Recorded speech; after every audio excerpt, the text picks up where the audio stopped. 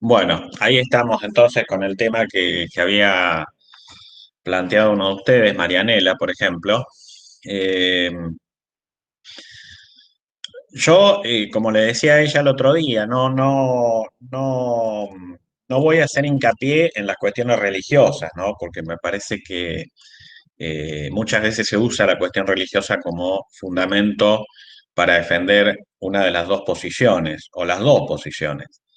Eh, Tampoco la cuestión histórica, que es muy importante, por supuesto, y ella lo planteó el otro día, pero me parece que nosotros como eh, gente vinculada a la disciplina de la ciencia política, de las relaciones internacionales, tenemos que sopesar la gravitación del factor religioso, el factor histórico, y en todo caso compensarlo con el factor político, el factor de la ecuación del poder o la distribución del poder en la región. Así que eh, esta filmina, yo ya la preparé ya hace bastante tiempo, por ahí haría falta actualizarla un poco, remarca algunos hechos históricos simplemente como para informarlos.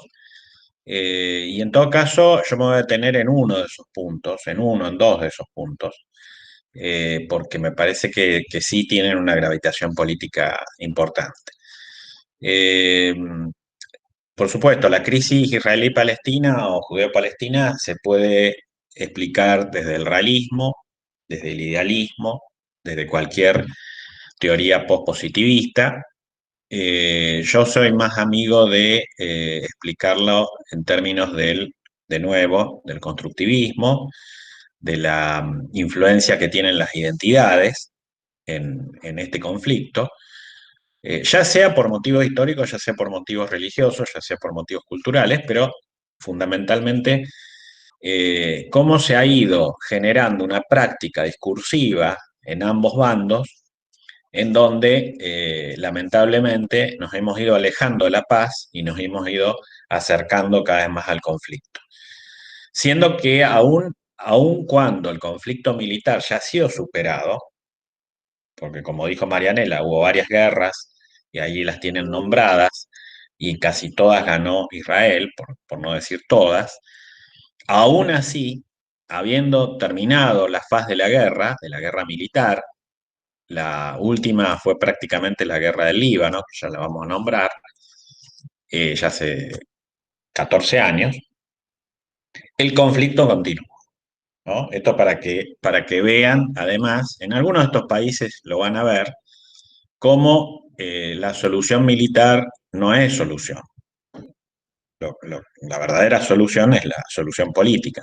Y lamentablemente no se ha alcanzado. Entonces, este es un gran detalle a tener en cuenta. Ahí habilito a alguien más.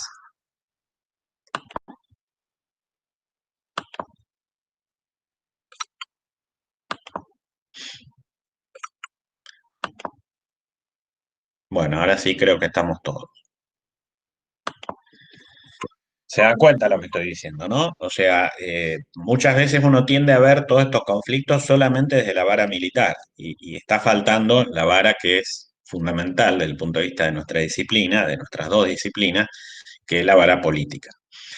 Así que bueno, ahí claramente, como dijo Marianela, el pueblo israelí, o el pueblo judío en realidad, deambuló por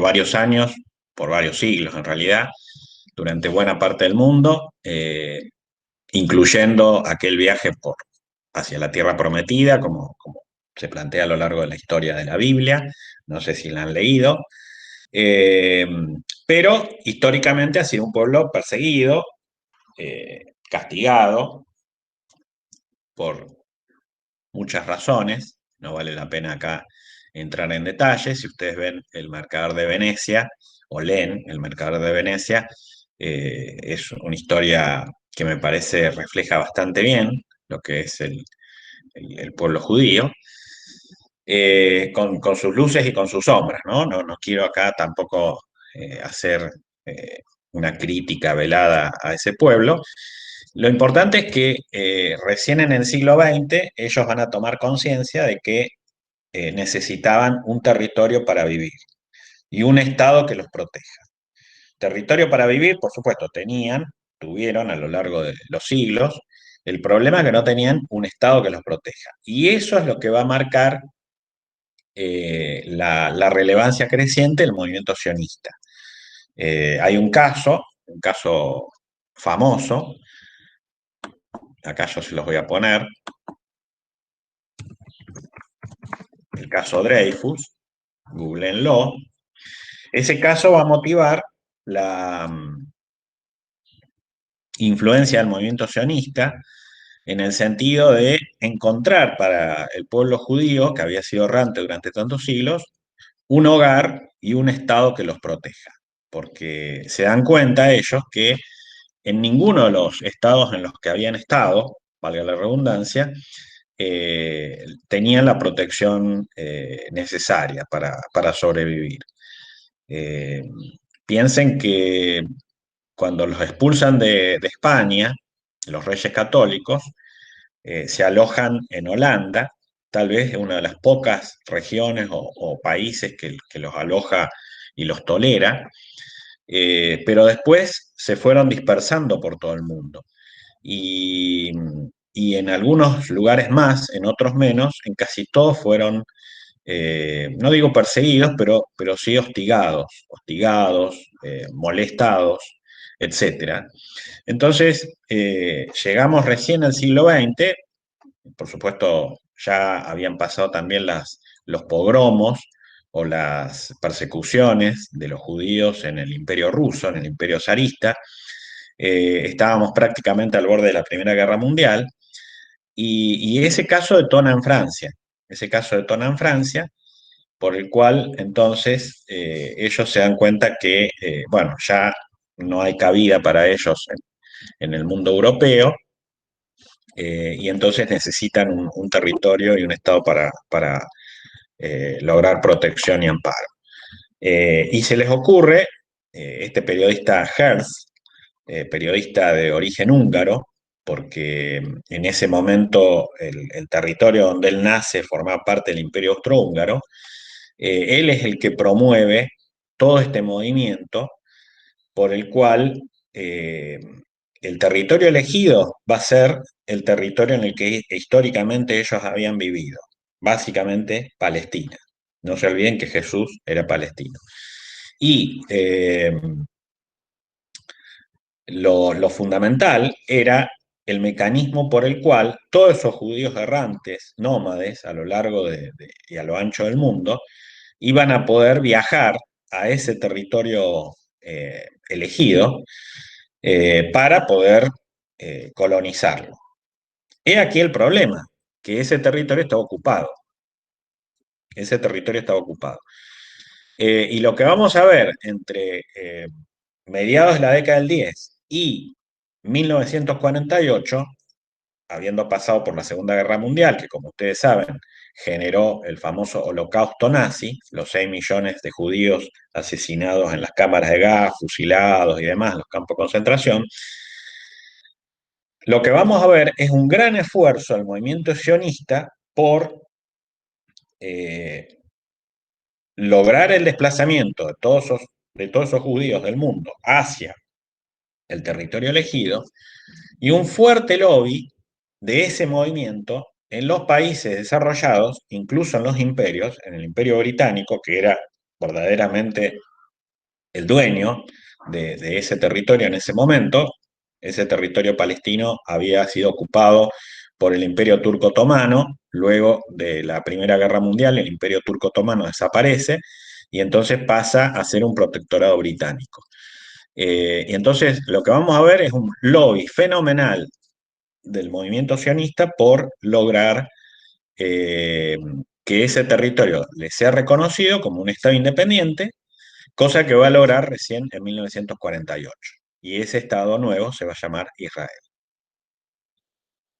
¿Queda clara la explicación? Eh, Claramente es un posicionamiento político, ¿no?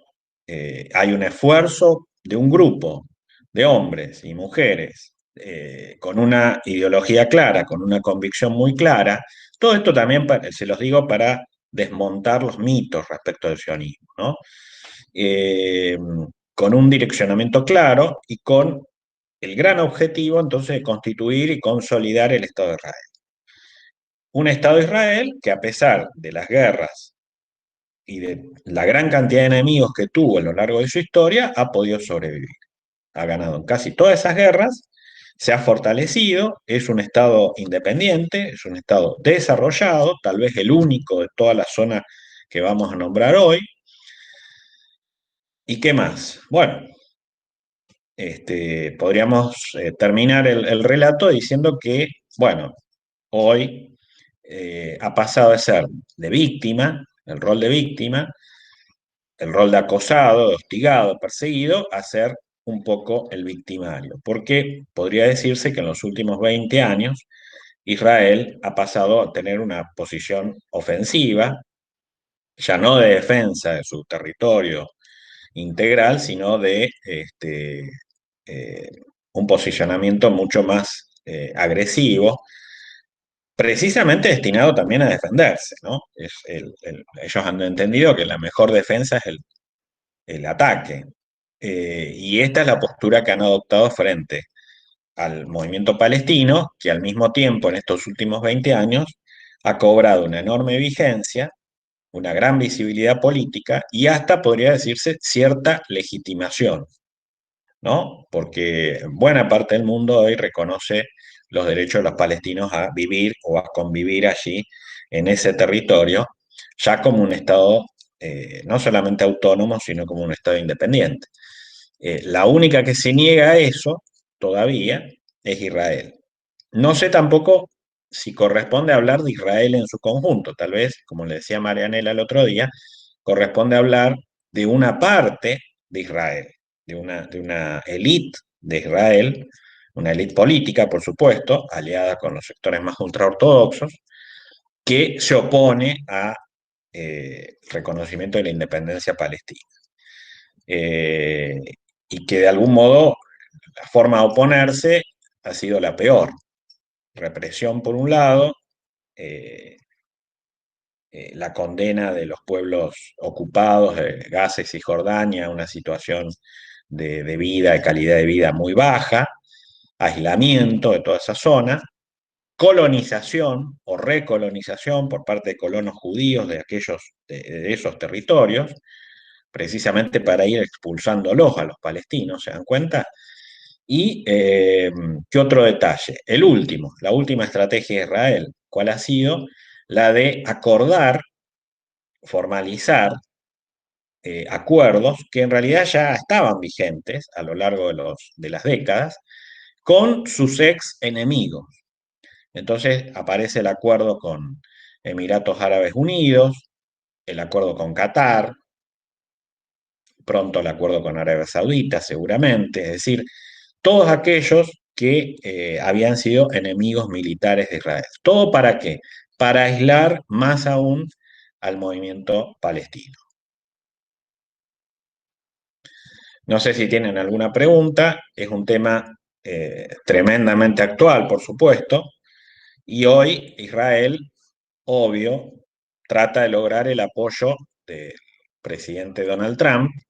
De hecho, uno de los guiños, uno de los gestos más importantes que Donald Trump ha brindado es el de la mudanza a la embajada norteamericana a Jerusalén, introduciendo un nuevo foco de conflicto, porque todos sabemos que Jerusalén es una capital multirreligiosa en realidad, no estaba previsto que sea la capital de Israel. Sin embargo, claro, Trump ha estado preso en los últimos tiempos del lobby judío y esto ha hecho que la posición de Israel se viera mejor defendida, según ellos, que con Obama. Obama, ustedes saben, hizo una serie de guiños contrarios a la élite israelí y esto le deparó eh, críticas, cuestionamientos muy fuertes por parte justamente de los israelíes. Eh, por suerte para ellos, digamos, Obama terminó su doble mandato, ¿no? Y está fuera de carrera en términos políticos de Estados Unidos. Pero Trump ha significado como una especie de bálsamo para las expectativas de ellos en términos de justamente de sus objetivos estratégicos. No sé si tienen alguna pregunta, comentario de este tema.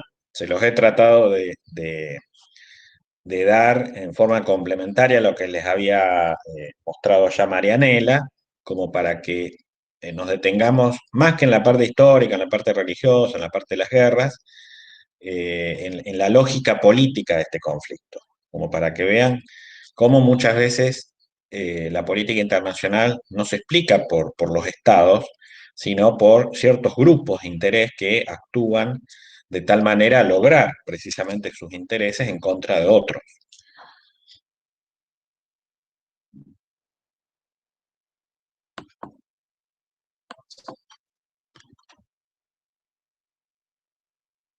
¿Alguna pregunta?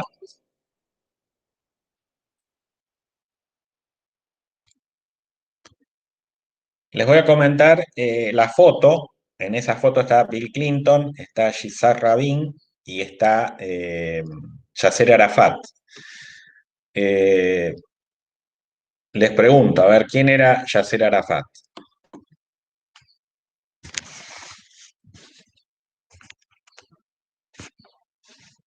No saben. Ese fue el líder del movimiento palestino.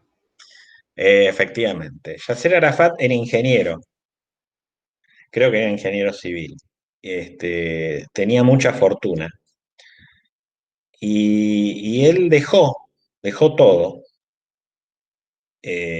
para tomar las armas en un momento en el cual el movimiento palestino estaba en baja, porque justamente Israel había ganado todas las guerras. La última fue traicionada, ¿no? La famosa guerra del Yom Kippur. Estaban entretenidos los israelíes rezando y demás, y vienen y los atacan. Eh, y aún así la pudo dar vuelta, o equilibrar por lo menos. Entonces ya el movimiento palestino no tenía prácticamente demasiadas expectativas, ya estaba ensayando fórmulas tipo terrorismo. Como dijo Marianela el otro día, en un punto, los israelíes para sacarse de encima a los ingleses cometieron actos terroristas al principio del proceso de independencia, ¿no? O finalmente antes de la descolonización. Eh, un famoso atentado contra el Hotel King David, donde mataron varios civiles. Eh, Digo esto también para que se saquen de encima esta imagen de los buenos y los malos, ¿no? Los terroristas hubo de los dos bandos, ¿no? Los israelíes fueron o ejercieron el terrorismo en su momento, insisto, para independizarse de los ingleses, y los palestinos, por supuesto, también lo hicieron. Hay varias películas de eso, una que les recomiendo es Múnich.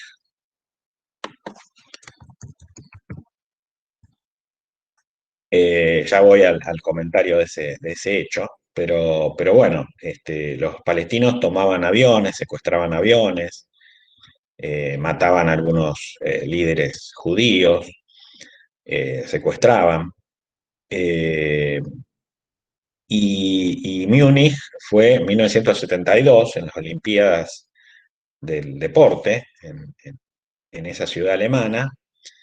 Los palestinos, una fracción del movimiento palestino, de la OLP, de la Organización de Liberación de Palestina, eh, va a la Villa Olímpica y intenta secuestrar a los jóvenes atletas del equipo olímpico israelí.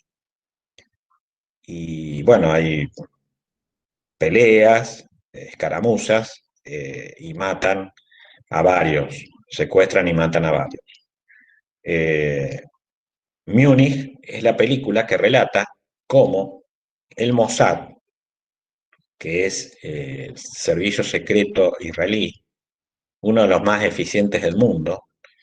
También hay películas y series sobre el Mossad, se las recomiendo. ¿Por qué? Porque cuando uno entra al Mossad, no sale nunca más en su vida. y ni siquiera la familia, tengo entendido, puede enterarse que uno es del Mossad. Ustedes dirán, ¿por qué es eso? ¿Por qué todo eso? ¿Por qué nos tiene que explicar todo eso? Bueno, porque para que se den cuenta cómo el servir al Estado de Israel está por encima de todo, incluso de la propia vida, incluso de la vida privada. Y no estamos hablando de un Estado comunista o socialista. Si bien los principios del Estado de Israel tienen algo que ver con el socialismo, más bien con el socialismo, eh, no al estilo soviético, sino, por ejemplo, los llamados kibutzim,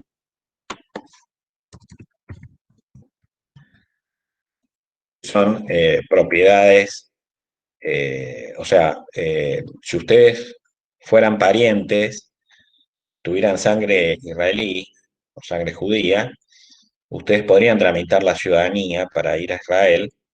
No sé si tienen algún amigo, algún pariente en estas condiciones, y les pueden dar, si se casan, un terreno, un terrenito, con una casa, y cultivan lo que ustedes decidan o lo que el Estado decida, junto con otras familias.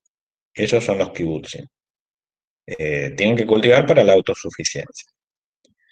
Eso y muchas otras cuestiones explican el éxito económico de Israel, el desarrollo científico, el desarrollo industrial, la maquinaria de guerra que tienen, que es increíble, tienen robots.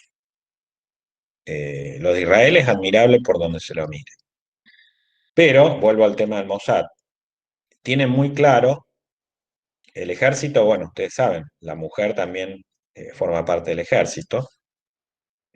Todos los israelíes tienen que formar parte del ejército, todos, absolutamente todos. Todos los hombres y las mujeres en edad adulta deben servir a su ejército. ¿Por qué les digo todo esto del Mossad y del ejército y de los kibutzim? Porque les revela el sentido de pertenencia obligatoria que tienen los habitantes de Israel solo por el hecho de vivir en Israel, ser ciudadanos israelíes, de dar su vida a la supervivencia de ese Estado. Un Estado cuya independencia fue votada, ahí no hubo grieta, ahí no hubo guerra fría, fue votada por las dos grandes potencias, tanto Estados Unidos como la Unión Soviética, que eran enemigos en muchos planos. Parece que en el tema Israel estaban de acuerdo. Ambos votaron por la existencia del Estado de Israel. Y esto les revela la fortaleza del Estado de Israel, ¿no? Este detalle externo, más el detalle interno que yo les acabo de contar. El objetivo muy claro del sionismo, esta idea de pertenecer y dar la vida por el Estado de Israel, ya sea en forma de Mossad o del ejército. Y les termino el relato de Múnich. El Mossad persiguió a cada uno de los asesinos del atentado de Múnich por cada uno de los lugares del mundo en donde estuvo y los eliminó a todos. Increíble, ¿no? Lo cual les revela también la sed de venganza que tiene el pueblo israelí o el Estado de Israel, para no hablar de pueblo. ¿Mm? Bueno, si pueden verla, es muy buena esa película. Hay otras, por cualquier cosa, si yo me acuerdo, les voy a poner en el campus virtual algunas para ver, incluso de terrorismo, más allá del Mossad, digamos. Así que es un caso muy, muy interesante el de Israel en esta puja con Palestina. Profe, yo tengo una preguntita. Sí. Con respecto a la política nacional interna de Israel, ¿cómo puede pensarse el legado de Ben Gurión? ¿Más ligado a la derecha, al Partido Laborista, en ese sentido? No, por eso les decía que es un país un tanto raro, porque tiene una economía capitalista, sí, hay propiedad privada, sí, pero tiene una lógica constitucional socialista.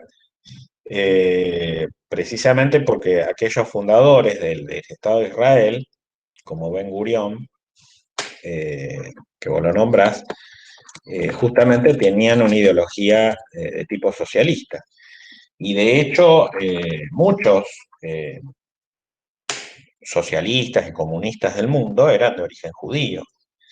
Y algunos terminaron viviendo también en Israel. Así que, eh, nada, lo planteo como algo que no es incompatible, porque es un socialismo, no voy a decir que es un socialismo light, voy a decir que es un socialismo eh, interpretado en términos posibilistas. Eh, como principio general, eh, ellos tienen ese ideario. Ahora, después en la práctica, vos te das cuenta bueno, está muy lejos de ser el modelo chino, el modelo soviético, ¿no? Para nada. Eh, la presencia del Estado es importante, sí, pero no al extremo chino, al extremo soviético. Eh, y la inversión privada es muy grande. Por supuesto, el ejército es estatal, bueno, todo lo que es el aparato de seguridad y de defensa, que es altamente desarrollado, casi todo es estatal. Las universidades, hay universidades estatales, privadas y demás. La ciencia tiene un altísimo grado de desarrollo. Bueno, no sé qué otro detalle te podría dar, pero bueno, por supuesto hay un sistema de seguridad social bastante amplio.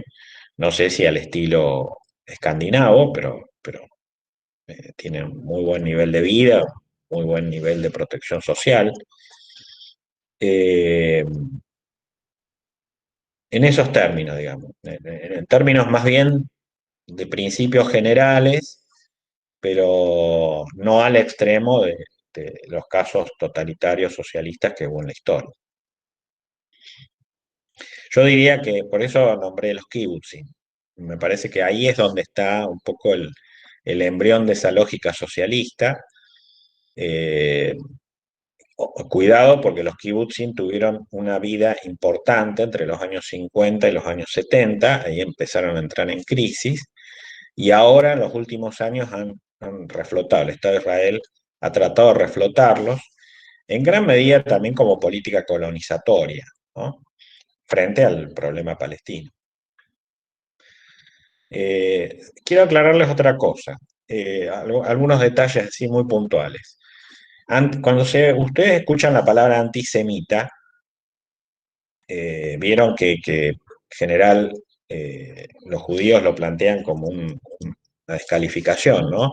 Es decir, yo soy antisemita, vos sos antisemita, yo estoy en contra de los judíos, vos estás en contra de los judíos.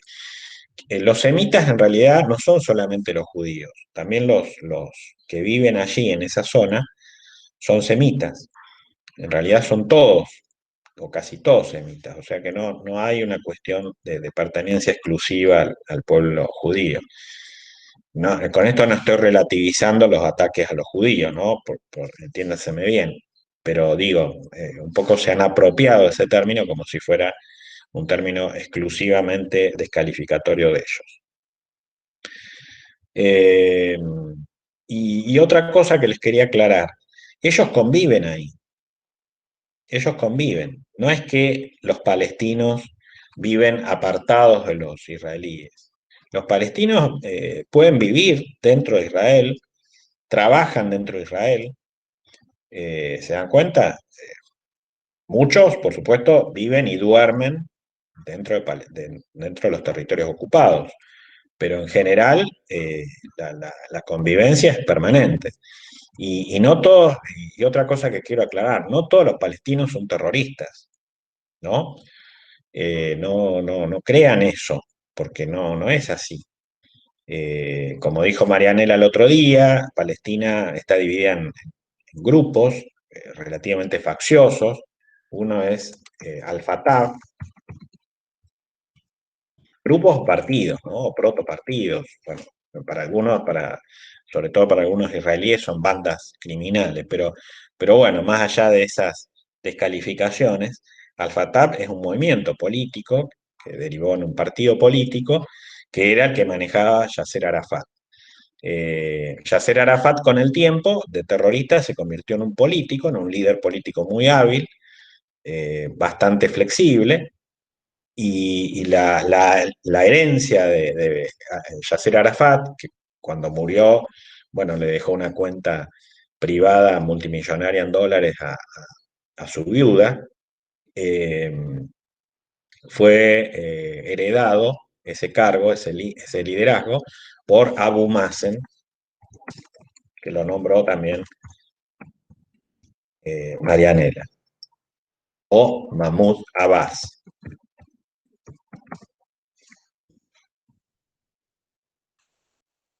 Abu Mazen es el nombre de guerra, Mahmoud Abbas es el nombre correcto.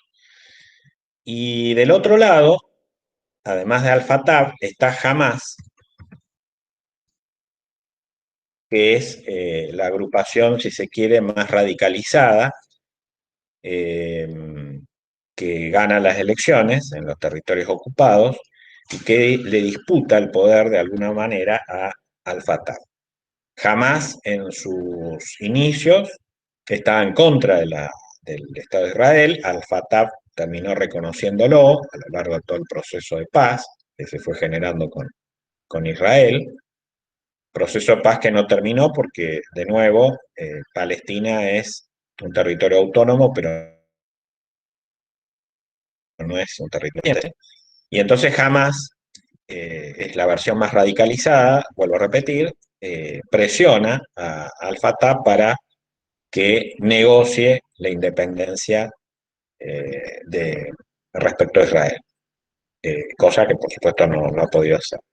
Y después también hay acusaciones mutuas dentro de este movimiento palestino de quién es más corrupto, porque todos estos grupos reciben dineros de distintas organizaciones del mundo, ONGs, sobre todo para ayuda humanitaria, y ellos la administran.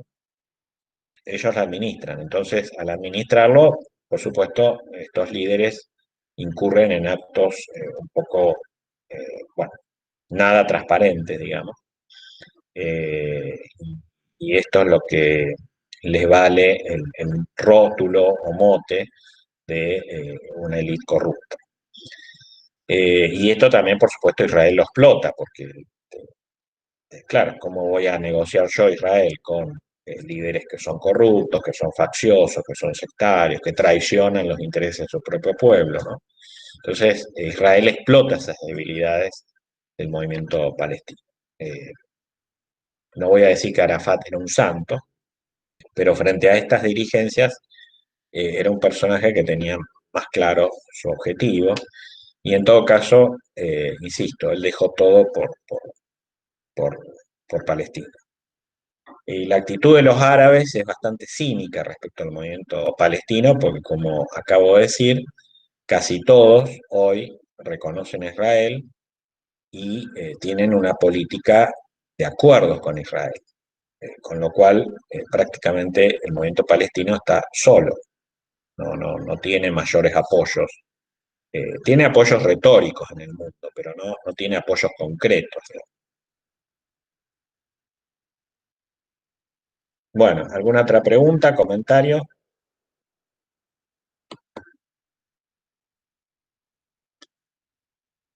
Las intifadas. ¿Qué serán las intifadas?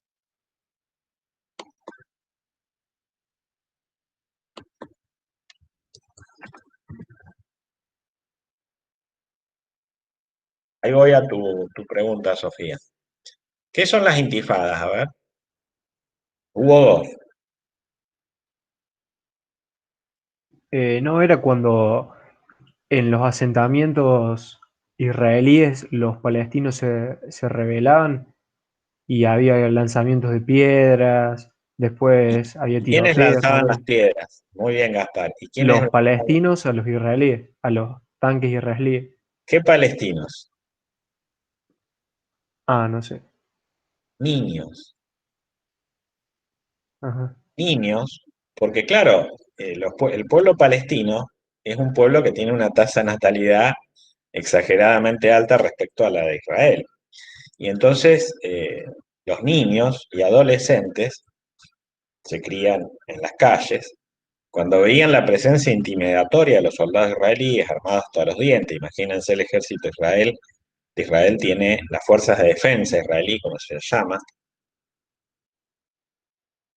FDI, eh, con la tecnología militar que ellos tienen, ¿no es cierto? Con las ametralladoras estas, con miras infrarrojas, con el armamento de los tanques, los misiles que tienen, los palestinos tienen unos misiles Scud que son unas gomeras en realidad al lado de los israelíes. Bueno, eh, los niños les tiraban, claro, estaban jugando en las calles, veían estos soldados, ¿no? Un escenario muy parecido al de Irlanda del Norte, por ejemplo, ¿no? Entonces les tiraban piedras y demás. Por supuesto hubo muertos, ¿no? Hubo muchos chicos muertos y esto, claro, hizo que frente a la opinión pública mundial, estamos hablando del año 87, la primera intifada hasta 1993, la segunda fue en el 2000, eh, les digo, esto hizo que ante la opinión pública mundial, por supuesto, Israel quedara como, ya no como el bueno de la película, sino como el malo de la película, ¿no? Porque claramente reprimir a niños, por más que, por supuesto, esto provocara algunas heridas en los soldados israelíes, eh, había una desproporción, digamos, en la respuesta, en la réplica, enorme. Así que yo les voy a pedir que si la invitamos a esta corresponsal de guerra que tuvo, creo, uno de sus debuts acá en Intifada, le pregunten concretamente sobre este tema. Así se sacan la duda de cómo fue esa Intifada, ¿no? Eh, y de ahí se darán cuenta de cómo también la guerra ha cambiado de naturaleza, o sea, cómo puede ser que un ejército tan poderoso como el israelí termine perdiendo, termine cediendo políticamente, y acá está la explicación, digamos, un ejército de niños violentos, digamos, con piedras, por supuesto no me estoy riendo del hecho eh, porque es dramático, ¿no? Eh, es dramático sobre todo para los que murieron, pero bueno, en una circunstancia algo parecida a la que sufrieron los soldados norteamericanos con los soldados vietnamitas. Ustedes saben, los vietnamitas usaban técnicas de guerrillas, pero también usaban a los niños muchas veces como escudos, entonces este, detrás de los niños salían los soldados vietnamitas y disparaban sobre los norteamericanos, lo cual hizo que después los norteamericanos usaran el napalm y demás, que son técnicas de incendio provocado que, bueno, están verdaderamente prohibidos, pero bueno, como es un ejército imperial, todo se le permite. Lo cierto es que las intifadas también explican cómo se fue revirtiendo, digamos, el resultado político de ese conflicto. Bueno, vamos a las otras filminas que en realidad son complementarias de todo esto, porque al lado de Israel, arriba de Israel, en realidad está el Líbano, que es un país, el Líbano lo tiene Leonardo. Yo te voy a mandar, Leonardo, no sé cuándo tenés previsto vos hablar, la semana que viene o la otra, no sé.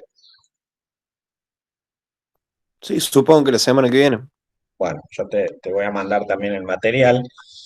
El Líbano, ¿qué es interesante el Líbano? El Líbano, que de nuevo, bueno, tienen las charlas de Karen Marón ahí en YouTube sobre el Líbano, sobre las últimas explosiones que hubo hace unas semanas, ¿no? Pero al Líbano se lo llama o la Suiza del Mediterráneo o el ave fénix del Mediterráneo, porque efectivamente es un país muy pequeño. Entre otros, en el Líbano nació Keanu Reeves, para las chicas que por ahí simpatizan con este actor, lo conocen, ¿no? Keanu Reeves. Ya es grande el tipo, pero bueno. Famoso por Matrix, por qué sé yo, qué películas. A mí me gustaba Punto Límite, por ejemplo, la película de los surfers, que eran ladrones. ¿Quién más? ¿Qué más hizo Keanu Reeves? Wick. eh, Hay una muy mala que hizo hace poco sobre Rusia, Siberia se llamaba. Bueno, lo cierto es que ahí nació en el Líbano Keanu Reeves. Y nacieron muchos famosos. Y hay muchos libaneses, hay muchos de origen libanés desparramados por todo el mundo, dispersos por todo el mundo. Son un poco como los armenios, ¿no? En total creo que hay como 12 millones de libaneses fuera del mundo, fuera en el mundo, ¿no? Fuera del Líbano. Con lo cual, claramente les habla, todo esto les revela la diáspora libanesa que hay fuera del mundo. Por ejemplo, el latinoamericano más rico del continente, el dueño de Claro, se llama Carlos Slim, es de origen libanés. El dueño de Claro, que es la empresa de telefonía celular que está en buena parte de Latinoamérica. Bueno, si me voy acordando, les voy diciendo quiénes son los libaneses famosos.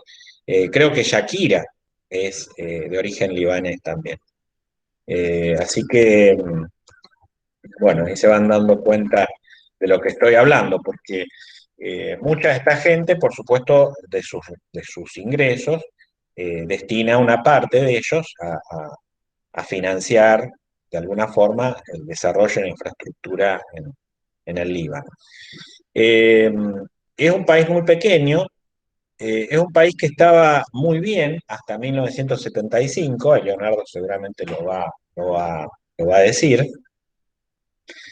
Eh, es un país heterogéneo, tremendamente heterogéneo, a pesar de ser tan pequeñito, con la capital en Beirut, con algunas ciudades importantes como Trípoli, no confundir con la Trípoli de Libia, y con Sidón.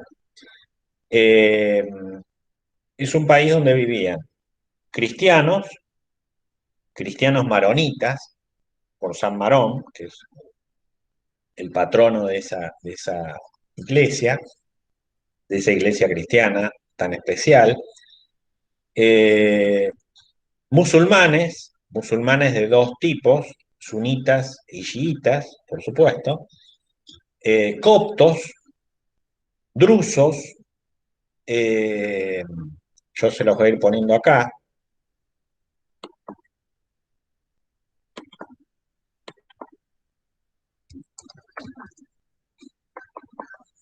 son distintas minorías religiosas.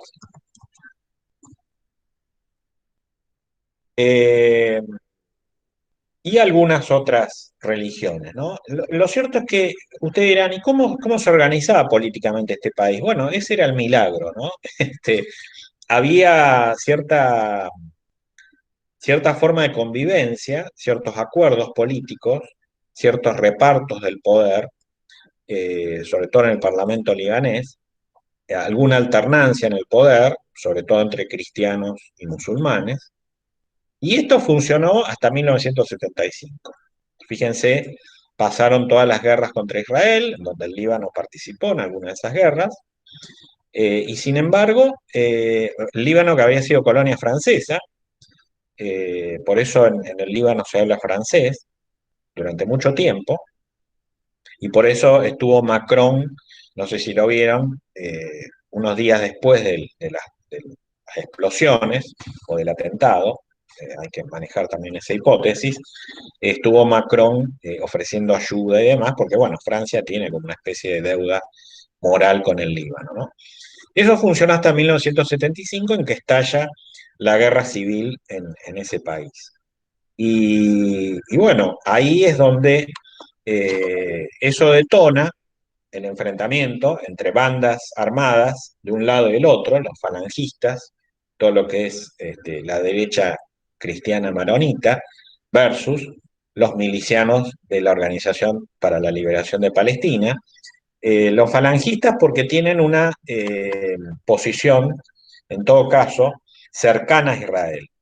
Y la OLP, los palestinos, las células terroristas palestinas, se habían ido a refugiar precisamente al Líbano. Entonces, esta guerra civil, y hay una película muy interesante sobre esta situación en el Líbano, se llama Juego de Espías. Ahora pasamos a Brad Pitt. Brad Pitt y Robert Redford son los actores principales de esta película que se circunscribe fundamentalmente al Líbano, a esos años tan duros que vivieron desde el 75 hasta el 80 y pico, ¿no? Es muy interesante esa película, es muy premonitoria, es muy anticipatoria de lo que va a vivir toda la región, la cantidad de traiciones, de trampas, Juego de Espías porque es un esquema de operaciones encubiertas que llevan a cabo allí los espías de los distintos países. Yo creo que el Líbano debe ser uno de los países con más densidad de espías en el mundo. Espías de todos los estados, sobre todo de las grandes potencias, pero también de los países vecinos, ¿no? Y bueno, ahí eh, esta guerra civil va a potenciar la entrada de otros actores al conflicto, ¿eh? De actores externos fundamentalmente. O sea, fundamentalmente ahí entra Siria con Hafez al-Assad, el presidente sirio aquel entonces, que era es el padre de Bashir al-Assad.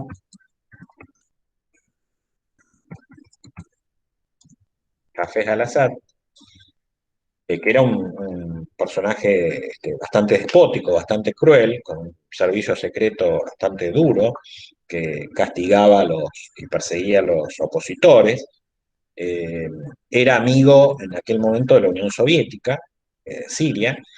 Hezbollah, que es otra rama del Islam más radicalizado, más anti-sionista, claramente, una rama de tipo chiita, musulmana chiita, que también tiene de alguna manera la protección de Irán,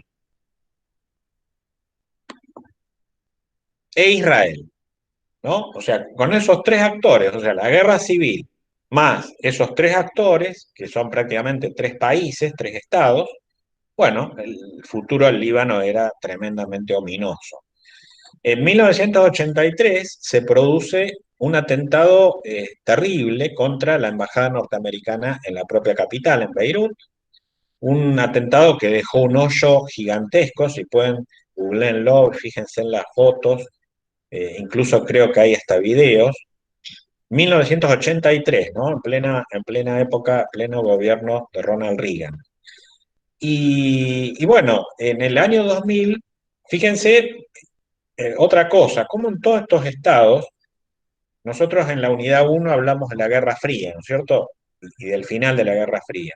Fíjense cómo en casi todos estos estados la Guerra Fría acá parece desapercibida, porque terminó la Guerra Fría y estos conflictos continúan, ¿no? En el año 2000, Israel se retira al Líbano y en el 2005 se retiran los sirios.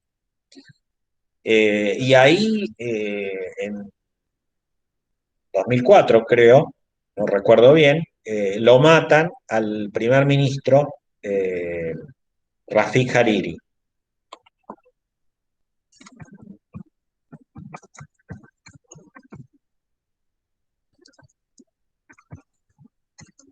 Que aparentemente quería que los sirios se vayan, precisamente, ¿no?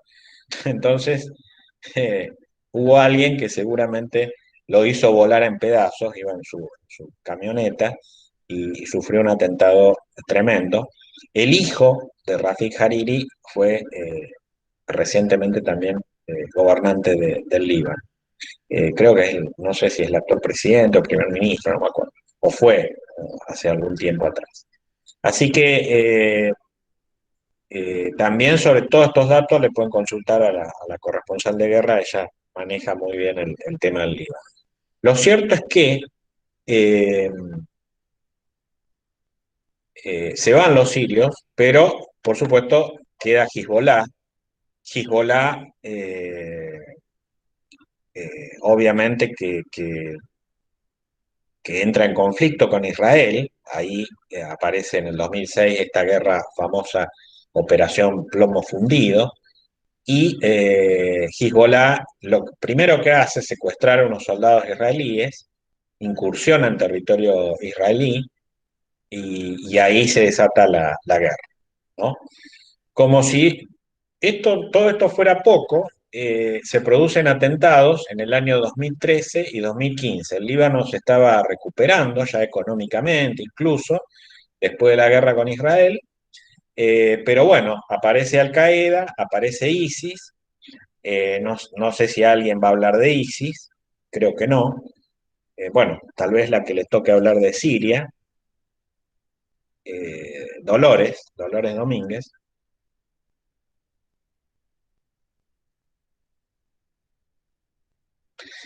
Eh, eso en el 2013. Y en el 2000, bueno, en el 2013, para que ustedes vean también el atentado contra la embajada iraní. O sea, así como en el 83 hubo un atentado contra la embajada norteamericana, en Beirut, en el 2013 hubo un atentado contra la embajada iraní, ¿no? O sea, esto les revela que esos grupos en pugna son muy poderosos, digamos, ¿no? Y el enfrentamiento ya velado entre sunitas y chiitas después del 2015, ¿no? Entre pro-iraníes o pro-Hezbollah y los sunitas.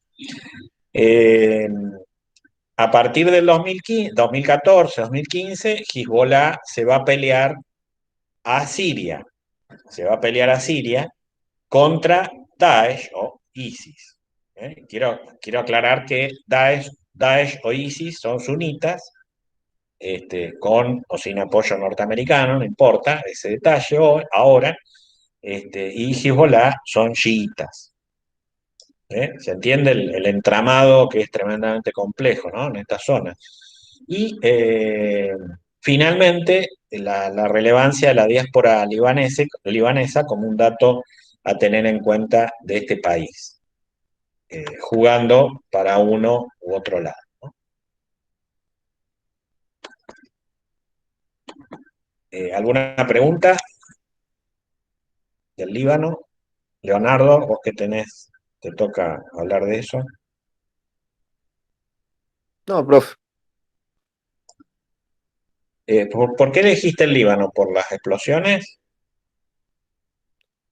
No, ya me llamaba la atención de antes por el tema este de que era un país muy prometedor y está siempre cayendo en alguna desgracia. Pero bueno, sí, también las explosiones fue como que llamaron la atención. Es un país fantástico, me dicen, quienes lo conocen, muy bello, unas playas muy, muy buenas, y, y por lo visto, por la ciudad, bastante moderno, ¿no? A pesar de todas las guerras que ha tenido y demás, claro, se ha ido reconstruyendo una y otra vez, y es también un ejemplo de convivencia religiosa, es decir, este es un gran ejemplo de cómo se puede convivir en términos religiosos. Eh, Con lo cual, desde ya les estoy descartando la variable religiosa como explicativa de todos estos problemas, ¿no? Porque si en este país pueden rezar todos juntos, cada uno, por supuesto, con sus templos y demás, acá lo que no ha funcionado es la política. Lo que no ha funcionado es la convivencia política más que la convivencia religiosa, ¿no? Y, y hoy el Líbano, yo diría que tiene algunas dimensiones casi de Estado fallido, porque no logra imponer el orden. De hecho, no sé si recuerdan cuando estalló la cuarentena, cuando estalló la pandemia, perdón, el Líbano tenía problemas con las protestas en las calles. Hubo varias semanas con protestas en las calles porque iba a haber impuestos, el gobierno había decretado impuestos a los celulares, al WhatsApp, entonces los jóvenes salieron a protestar. bueno, todo tipo de conflictos, porque claro, es un Estado que está casi quebrado, estaba acordando con el Fondo Monetario Internacional, también necesitaba ayuda. eh, es un país que está en una situación económica bastante desventajosa y para colmo, producto de la guerra de Siria, que también va a hablar Dolores, tiene muchísimos refugiados sirios. Creo que tiene 1 millón de refugiados sirios. La población del Líbano es muy pequeña. Imagínense recibir tanta cantidad de gente. Los refugiados sirios están repartidos en el Líbano, en Turquía y en parte también en Grecia. Entonces, imagínense lo que es convivir con toda esa gente que además trabaja, muchos de ellos ya trabajan, y le quitan los puestos de trabajo a los propios libaneses. Así que, bueno, algo más les puedo agregar del Líbano. O sea, son todos problemas, ¿no? Una clase política que no puede acordar entre sí. Buena parte de esa clase política también es corrupta, igual que la de los palestinos. Eh, Enemigos de Israel adentro, con Israel ahí muy cerca, eh, con estados extranjeros prácticamente habiéndole invadido durante mucho tiempo y hoy dejando sus sucursales, espías de todos los países allí adentro. Claro, ¿cómo no va a haber explosiones? ¿No? Ya sea que haya sido una explosión no intencional, que no lo creo, ya sea que haya sido un atentado, que sí lo creo, porque el propio Donald Trump lo dijo, se le escapó. Este, bueno, no sé quién lo pudo haber protagonizado, pero yo estoy más cerca de esa postura. Bueno, está claro que es un polvorín, un país lamentablemente que ha derivado en una situación de estrés y de conflicto permanente que la aleja de aquella Suiza del Mediterráneo que en algún momento fue.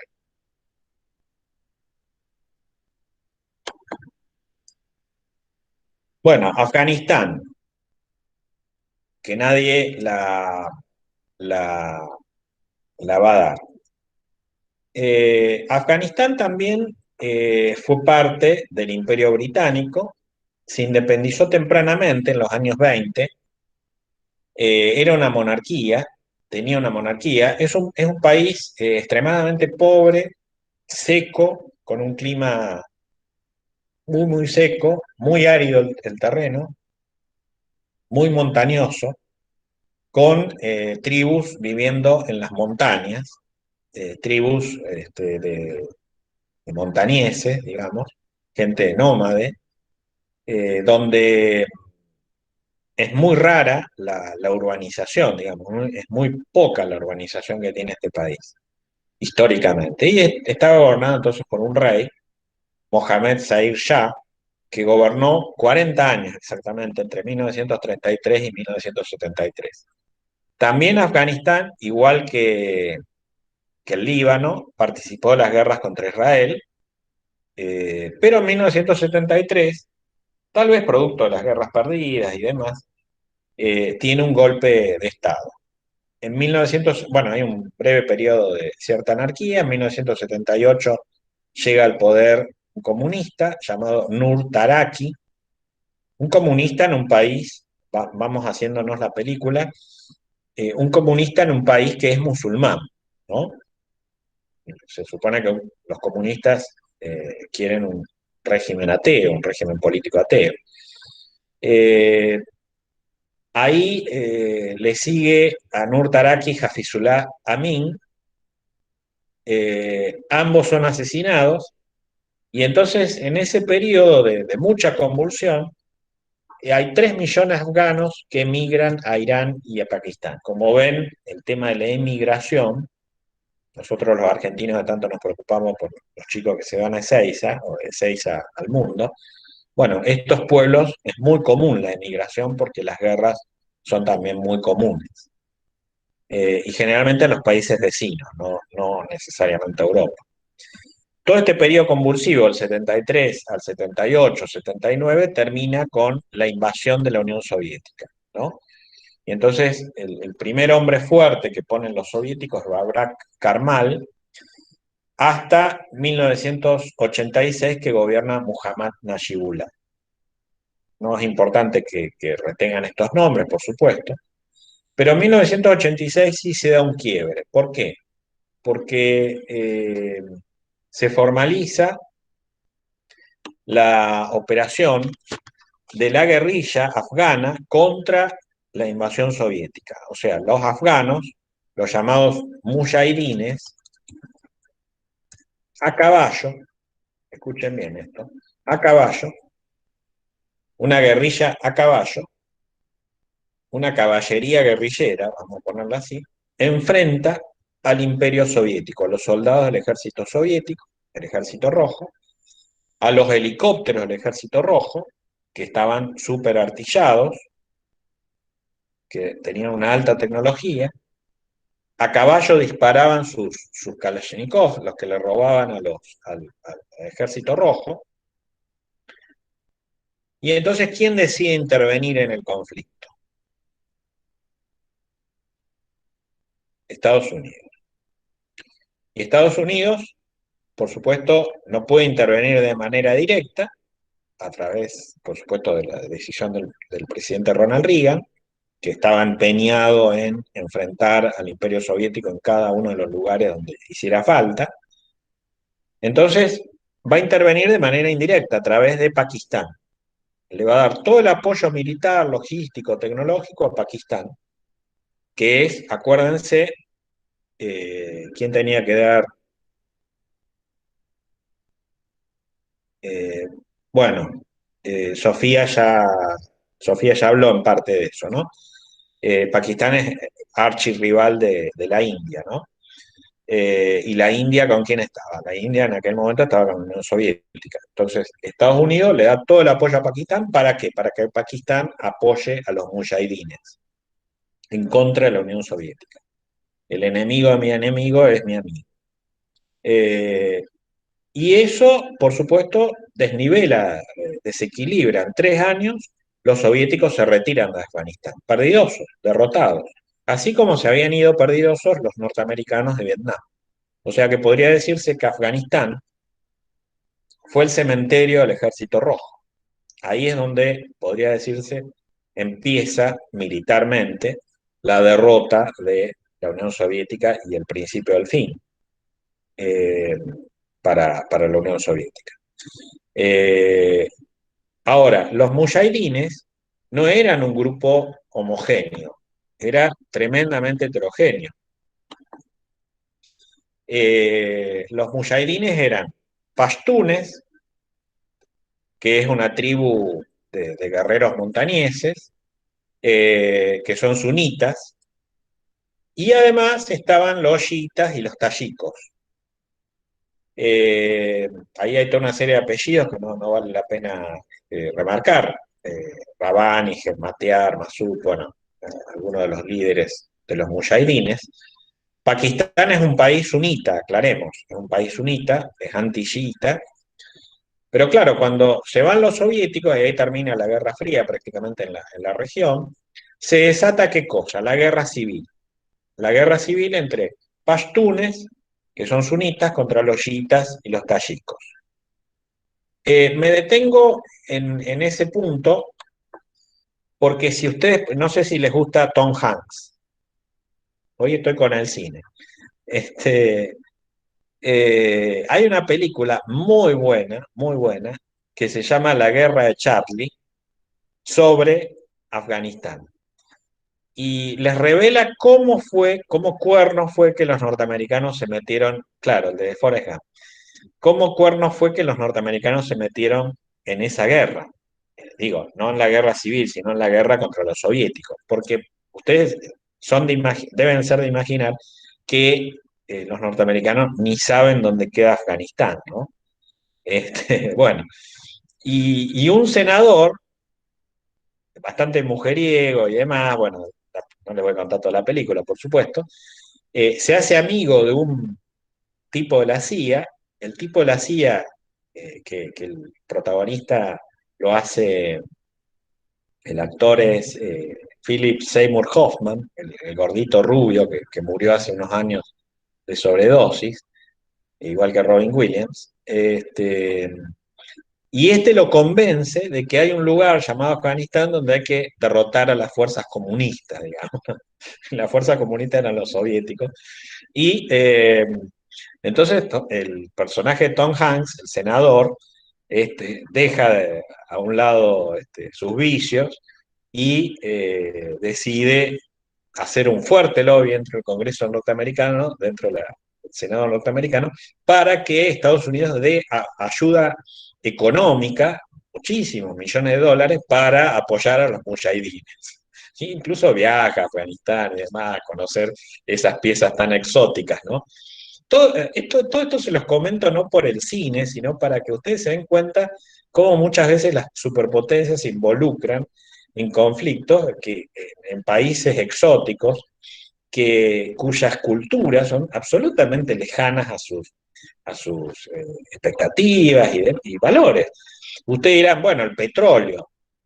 Afganistán no sé si tiene tanto petróleo, la verdad es un país, sí tiene una ubicación estratégica muy interesante. En todo caso, el gran petróleo que tiene Afganistán, ¿saben cuál es? ¿Qué se cultivará en Afganistán?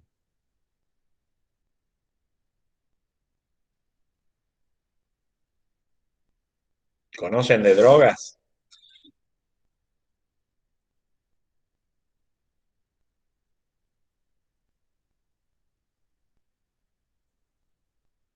Bueno, la amapola.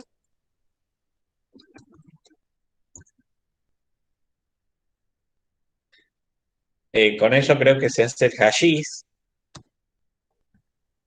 que es una droga muy, muy, muy fuerte, que se consume ¿dónde?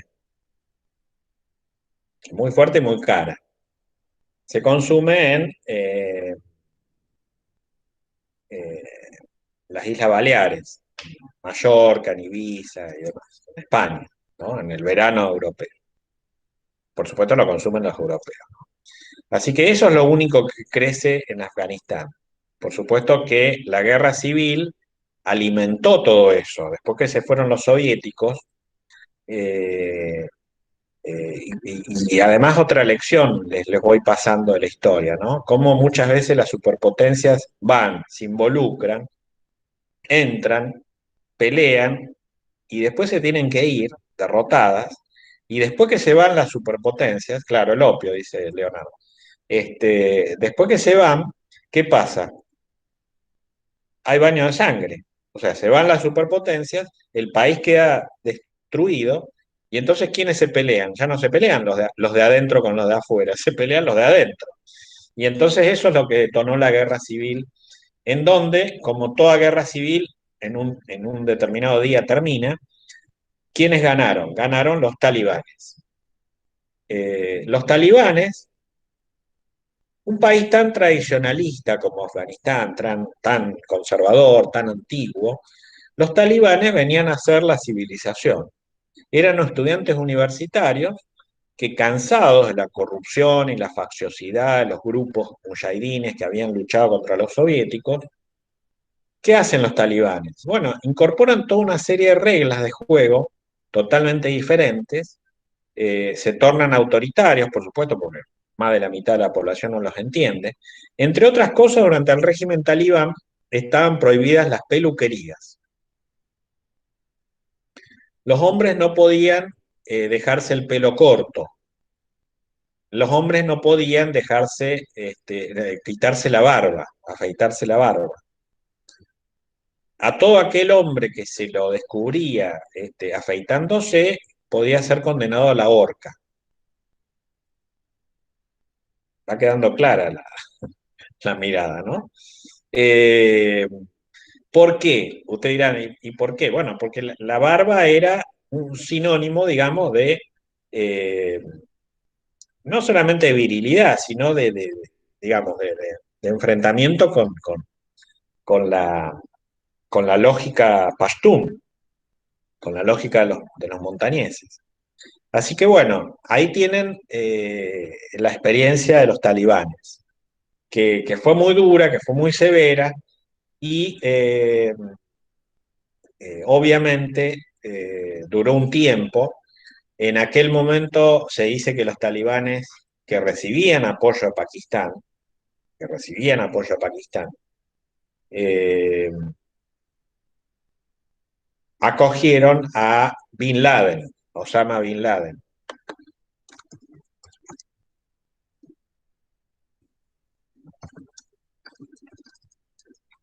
Ahí lo escribo. ¿Quién era Osama Bin Laden? Osama Bin Laden era el hijo de un multimillonario árabe, nació en Arabia Saudita, que gracias a la construcción de obras públicas, de construcción, por ejemplo, de estadios de fútbol, cuando se haga el Mundial en Qatar 2022, recuerden siempre, esos estadios se han hecho con mucho dinero negro, con muchas coimas, con muchos sobornos. Hay mucha gente enriquecida con esos estadios, familias árabes, cataríes y demás, construidas bajo, eh, con mano de obra muy barata. Ahí participan los pakistaníes, los hindúes, los malayos. Condiciones infrahumanas se construyen esos estadios, ¿no? Y el papá de Bin Laden era multimillonario haciendo este tipo de obras. Y Bin Laden era un hijo bastante despilfarrador que se dedicaba a las fiestas, a las grandes fiestas en Europa, en la década del 70. Hay fotos, ¿eh? Hay fotos de Bin Laden en la salida de los boliches y demás, en la entrada de los boliches en todo caso, eh, vistiendo ropa occidental. Años después, Bin Laden se va a anotar en la guerra contra, ¿contra quiénes? Contra los soviéticos, en un lugar llamado Afganistán. Va a ir a pelear contra los soviéticos en Afganistán. ¿Y quiénes lo van a formar a Bin Laden? ¿Quiénes lo van a entrenar? ¿Quiénes lo van a capacitar? ¿Quiénes lo van a financiar a Bin Laden en contra de los soviéticos? A ver, lo dije recién.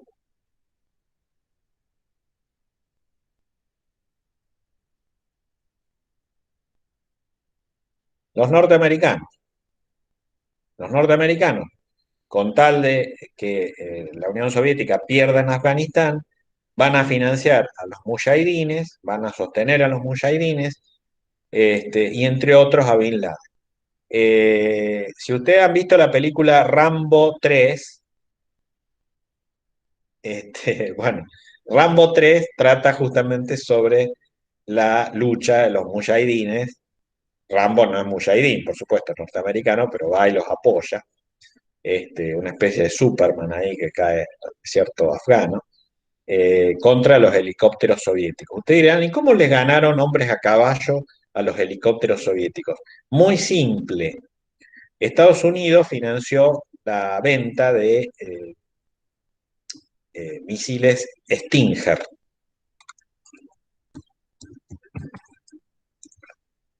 Eran unos misiles tierra-aire que uno se ponía acá en el hombro, un luchador de estos se lo ponía acá en el hombro y disparaba automáticamente y llegaba a una distancia enorme y liquidaba a un helicóptero soviético, ¿no? Muchísimos hombres perdió la Unión Soviética ahí en Afganistán, producto de esa tecnología norteamericana que Bin Laden va a recibir. ¿Cuándo Bin Laden rompe con Estados Unidos? En 1990, cuando Estados Unidos lleva adelante la primera guerra del Golfo contra Irak, que había invadido Kuwait, ahí Bin Laden no le perdona a los norteamericanos haber pisado suelo sagrado, cerca de la Meca, en Medina, y entonces decide la yihad, decide la lucha. La yihad en realidad es una lucha interior de la persona para consigo mismo, para con sus pecados, Pero bueno, en términos políticos o en términos políticos militares, la yihad es la lucha, la guerra santa, digamos, contra el hereje, en este caso Estados Unidos. Entonces, Bin Laden ahí no les perdona a los norteamericanos esa intromisión en territorio sagrado, se rebela contra ellos y se va a vivir a Sudán y luego a Afganistán, protegido por los talibanes.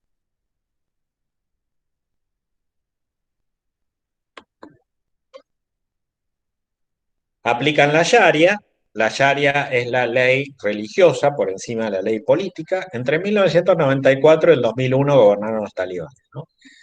Y en el 2001, entonces en octubre del 2001, invaden los norteamericanos con la OTAN y la Alianza del Norte, que eran eh, los enemigos de los talibanes, es decir, los norteamericanos más la coalición, digamos, de países que ayudan a la invasión, más la Alianza del Norte, que eran grupos pashtunes, eh, eh, chiitas y tayikos, perdón, sí, pashtunes, chiitas y tayikos en contra de los talibanes.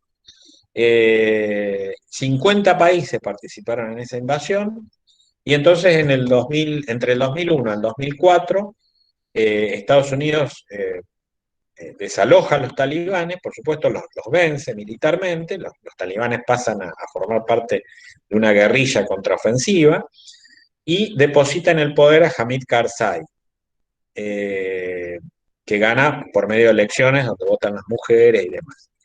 Y en Pakistán finalmente logran perseguir y encontrar a Bin Laden, lo matan con Obama como presidente. En Pakistán, fíjense, Bin Laden es tan astuto que se va y se refugia a territorio pakistaní. O sea,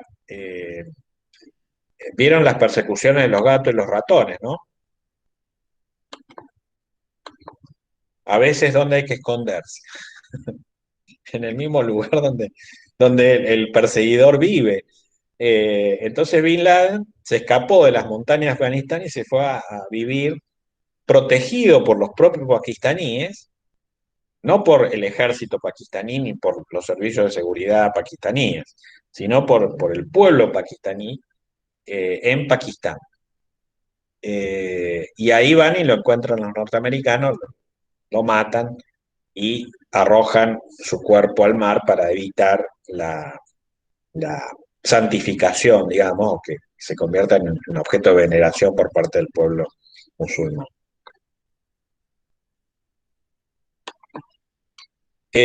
2014 se van los norteamericanos y toda esta operación implicó 150.000 muertos, incluyendo Pakistán, y 500.000 desplazados. Fíjense, fue un fracaso desde el punto de vista político enorme, con 3 elecciones parlamentarias en 15 años, ese tal vez sea el único punto a favor, y con un país totalmente destrozado, donde lo único que queda es vivir del opio, vivir del comercio del opio, eh, quedar desocupado, debe ser uno de los países con la más alta tasa de desocupación juvenil en el mundo, corrobórenlo, y la otra opción es la emigración, irse a Afganistán.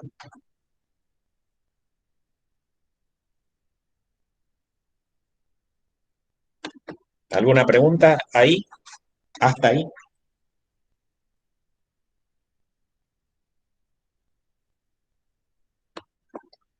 ¿Conocían esta historia de Afganistán?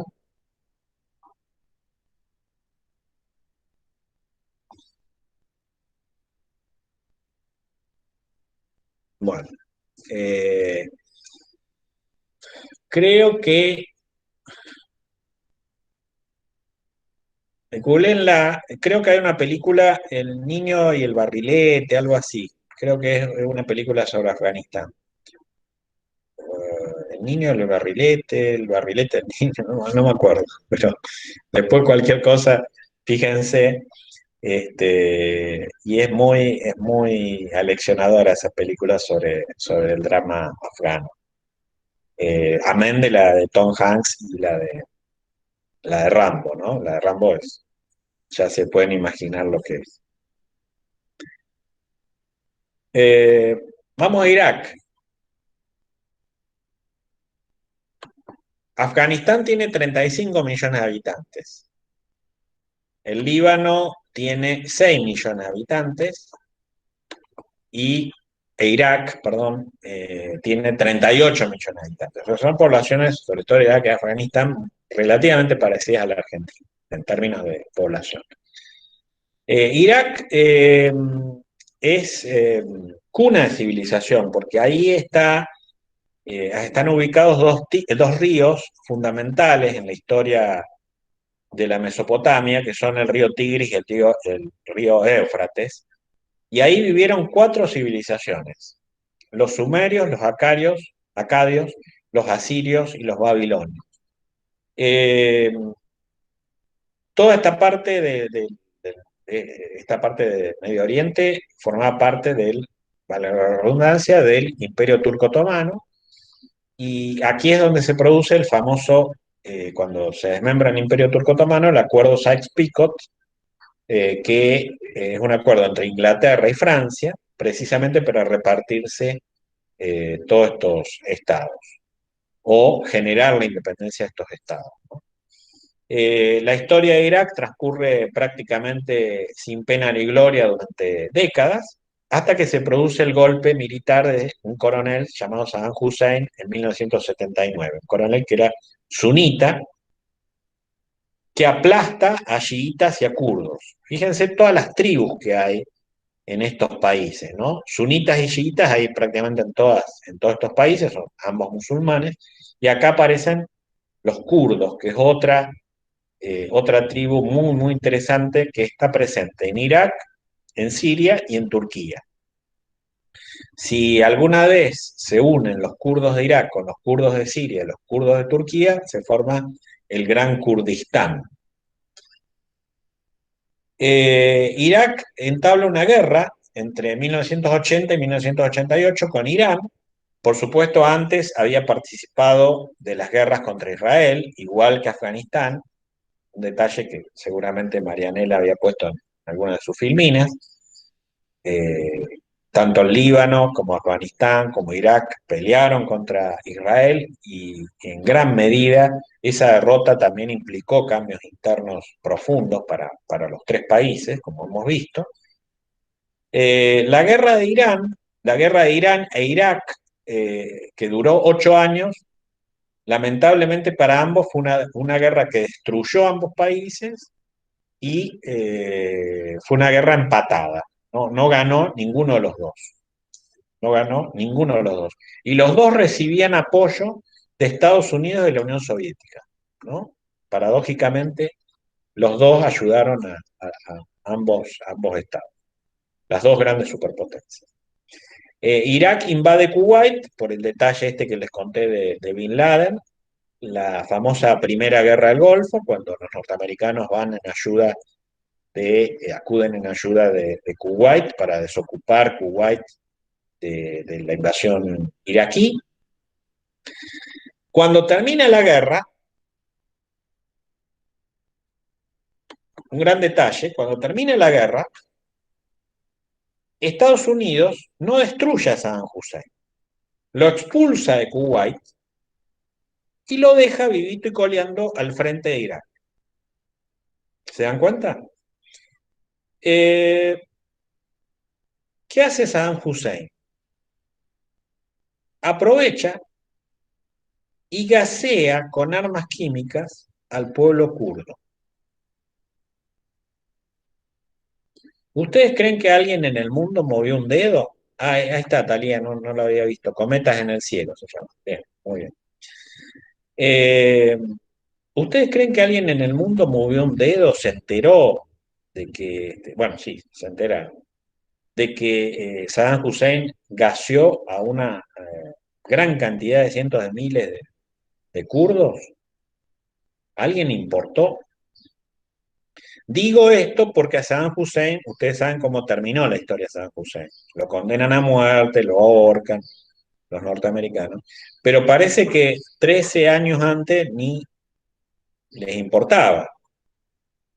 Eh, ¿Se dan cuenta? O sea, eh, cuando cometió semejante crimen, a nadie en el mundo le importó que Saddam Hussein matara como moscas a los kurdos.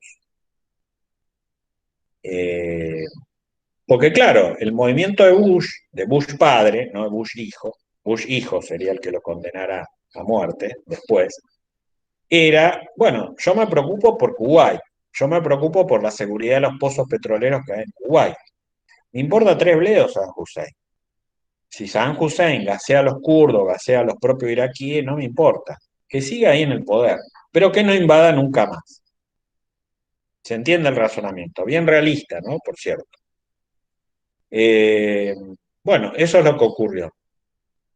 Cometió Saddam Hussein un gran crimen. En todo caso, Saddam Hussein tendría que haber sido asesinado, condenado a muerte por este crimen, ¿no? No por lo que lo acusarían los norteamericanos varios años después. Si es que tenemos que implantar algún mecanismo de justicia así con ciertos dictadores, ¿no? Eh, en 1998 se produce la Operación Zorro del Desierto, que la verdad que tampoco es demasiado importante, es una operación bastante breve, que tampoco saca del poder a Saddam Hussein, y sí se produce la invasión después en el 2002-2003, ¿no? Es cuando los norteamericanos acusan a Saddam Hussein de estar usando armas de destrucción masiva. Hay una inspección por parte de la Agencia Internacional de Energía Atómica que no corrobora exactamente que él tenga armas de destrucción masiva. Todo esto en el marco de la guerra contra el terrorismo, todo esto en el marco de la vendetta por el atentado a las Torres Gemelas, todo esto en el marco de la persecución de Bin Laden y demás. O sea, así como cae Afganistán, también cae Irak. Se lo acusa a Saddam Hussein de tener armas de destrucción masiva. Todo esto fue mentira. Hoy, con el diario del lunes, se sabe. Saddam Hussein es derrocado, Irak es invadido, es derrocado Saddam Hussein en el 2003, se derriban todas sus estatuas y demás, hay fotos, hay videos y demás, y es condenado a muerte en el año 2006. De todo este periodo también le pueden preguntar a Karen Marón. Ella estuvo en aquellos años en Irak, así que la pueden interrogar sobre estos temas. En el 2005 se producen las elecciones, donde también votan por primera vez las mujeres y ganan los chiitas. El presidente es Talabani y el primer ministro Nuri al-Maliki. Sumamos los muertos. Los norteamericanos en Irak tuvieron relativamente pocos muertos, creo que 5.000. Frente a los 50.000 que tuvieron en Vietnam, es muy poco. Pero ¿quiénes murieron en Irak? ¿Quiénes murieron en Irak? Los civiles. Hubo 100.000 muertos. Hubo 100.000 muertos. Y como si todo esto fuera poco, en el 2013 llega ISIS a Irak. Y aparece este personaje llamado Abu Bakr al-Baghdadi, que moriría hace un tiempo atrás, el año pasado, el anteaño, no me acuerdo. Sumemos 100.000 muertos civiles en Irak, toda la población de Villa María. En Afganistán, 150.000 muertos, incluyendo Pakistán. 500.000 de desplazados. ¿Van sumando? Bueno, ¿se dan cuenta de lo que estamos hablando? O sea, operaciones, invasiones, desplazamiento de ejércitos, superpotencias en pugna, potencias vecinas en colisión. ¿Para qué? Un resultado, porque ustedes me dirán, bueno, la democracia, votaron las mujeres y todo lo que ustedes quieran, pero esos estados son situaciones de estados fallidos. En gran medida no porque haya intervenido Estados Unidos o Unión Soviética, en gran medida porque todas esas minorías étnico-religiosas están peleadas entre sí. Y entonces cuando se impone una, tiene que imponerse sobre las otras. Y entonces genera situaciones de violencia extrema, o guerrillas, o guerras civiles, vacío de poder. ¿Se dan cuenta? Entonces, claramente, nuevamente, igual que en el Líbano, igual que en el conflicto palestino-israelí, el problema sigue siendo político, no es militar la solución. Para un problema político no es militar la solución es política. ¿Cómo se hace? Bueno, ahí está la pregunta del millón. No es fácil responderla, no es fácil resolverla. ¿Se puede hacer con ayuda externa? Lo dudo. Eh, entonces, bueno, ahí tienen dos casos, el de Afganistán y el de Irak, donde todo se ha ido complicando a lo largo del tiempo. Todo, absolutamente todo. La caída de Saddam Hussein no significó la solución del problema, al contrario, agravó los problemas. Y no lo estoy defendiendo a Saddam Hussein, que era un gran dictador y era un asesino. Estoy diciendo que lamentablemente su caída detonó un vacío de poder que hasta el día de hoy no se resuelve fácilmente, porque hasta el día de hoy hay atentados contra civiles en Irak. Y las fuerzas norteamericanas se han ido retirando, tanto de Irak como de Afganistán.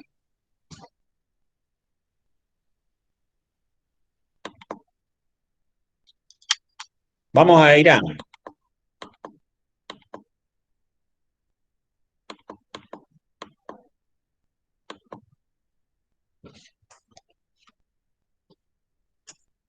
Bueno, Irán paradójicamente es el país más ordenadito de todos estos. Digo paradójicamente porque muchas veces la mediática se lo interpreta como el país más demonizado, ¿no? Irán también es cuna civilizatoria, fue cuna del Imperio Persa, fue cuna del Imperio Británico. También allí hubo una monarquía a cargo del Shah Mohammad Reza Pahlavi y un golpe por parte de Estados Unidos contra Mossadegh, que era el primer ministro en 1953. Acá sí, en el 53 prevalecen los intereses petroleros. Los norteamericanos y los británicos querían evitar la nacionalización de los pozos petroleros por parte de Mossadegh y entonces conducen este golpe militar. La modernización, el Shah Reza Pahlavi era un déspota modernizador, paradójicamente modernizador. La poca infraestructura industrial y de caminos y de hospitales y demás y escuelas la genera Reza Pahlavi con capitales, por supuesto, norteamericanos, británicos, con el boom del petróleo. También Irán participa de la guerra contra Israel, por supuesto, aún con Reza Pahlavi, que era aliado de Estados Unidos. Y claro, era un gobierno muy, muy dictatorial, lo cual lleva a que la oposición se exilie en distintos lugares del mundo. Por ejemplo, la oposición clerical, porque Reza Pahlavi no quería un Irán religioso, quería un Irán laico, quería un Irán moderno que no dejara que la vida religiosa se imponga, la ley religiosa se imponga sobre la vida civil. Entonces, esto conduce al exilio a, por ejemplo, al Ayatollah Khomeini, que es el líder religioso por excelencia, chiita, a París, en Francia, la capital francesa. Eh, por supuesto, Irán tiene mayoría chiita, pero son perseguidos los chiitas por Reza Pahlavi. Y en 1979 se produce la famosa Revolución Islámica, en febrero del 79, donde finalmente Reza Pahlavi va a ser depuesto, va a ser derrocado, se va a tener que escapar, eh, hay anécdotas con la esposa de Reza Pahlavi que tenía una gran cantidad de pares de zapatos, ¿no? Eh, Generalmente las esposas de los dictadores tenían consumos muy exóticos y bueno, ella también creo que era modelo, actriz, bueno, entonces era muy famosa. Lo cierto es que esto generaba un gran rechazo en el pueblo, ¿no? Por esta ostentación por parte de los líderes, del rey, de su esposa y demás, obviamente generaba mucho recelo, mucha crítica por parte de vastos sectores del pueblo.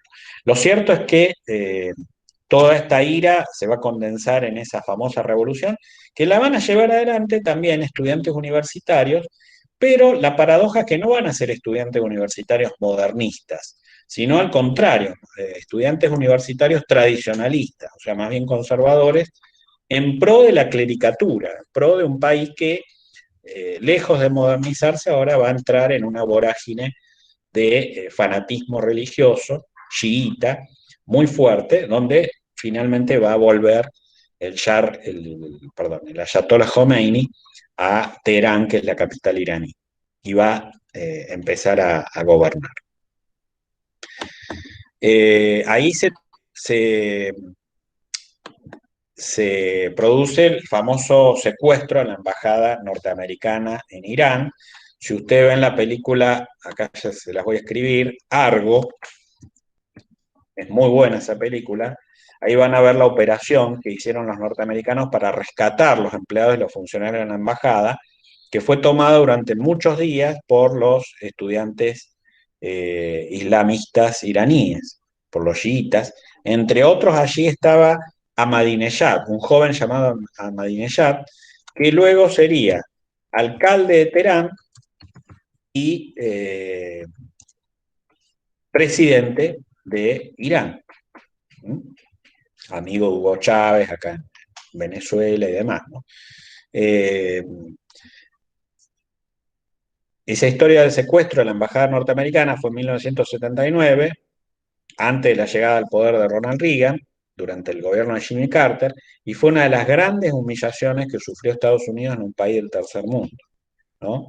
Porque, a ver, otra Estados Unidos tal vez hubiera bombardeado Irán, hubiera destruido Irán, ¿no? Hubiera salvado en operación relámpago a los funcionarios de la embajada. Bueno, sí, lo salvaron, pero lo hicieron a través de mecanismos un poco ortodoxos, ¿no?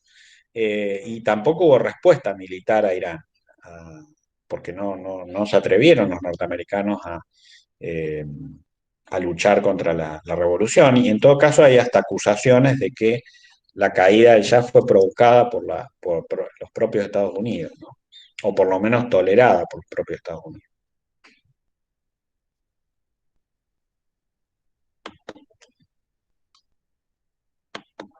Bueno,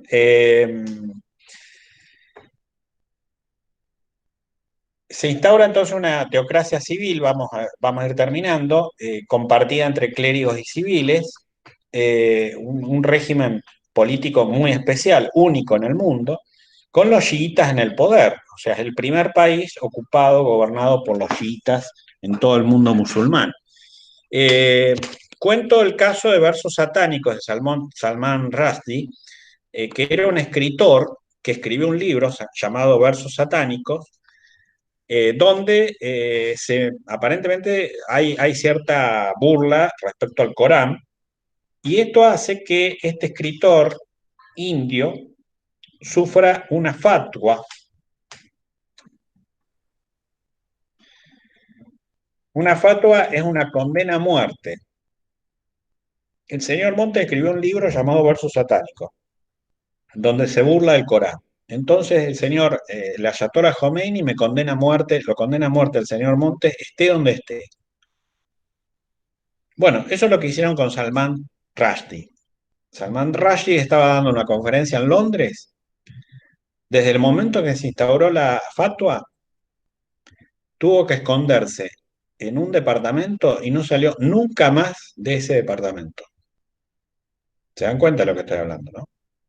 Porque si salía, lo mataban los servicios secretos iraníes.